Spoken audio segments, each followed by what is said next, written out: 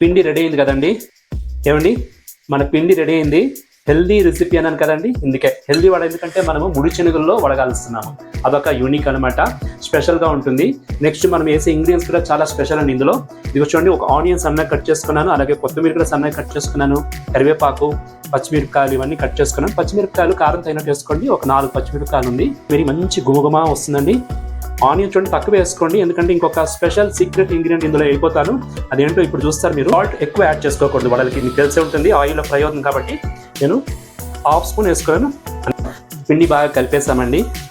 ఇలా బాగా సెట్ చేసి ఒక 10-15 మినిట్స్ ఇలాగే దీన్ని పెడతాము. ఇలా బాల్స్ చేసుకొని పెట్టుకున్నాం అనుకోండి, మనకి ఈజీగా వడలు వేసేటప్పుడు ఫాస్ట్గా అయిపోతుంది అనమాట. ఈ బాల్ ఒకటి ఎత్తుకొని చూడండి ఇలా ప్రెస్ చేసేసారు. చూడండి ఎంత బాగా వచ్చిందో. చేసి మనము ఆయిల్లో వేసేయాలి.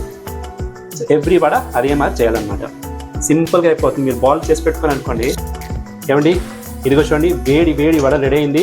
కాకపోతే నీట్గా చేసుకోండి, రుచిగా చేసుకోండి, ప్రేమగా చేసుకోండి, సరేనా?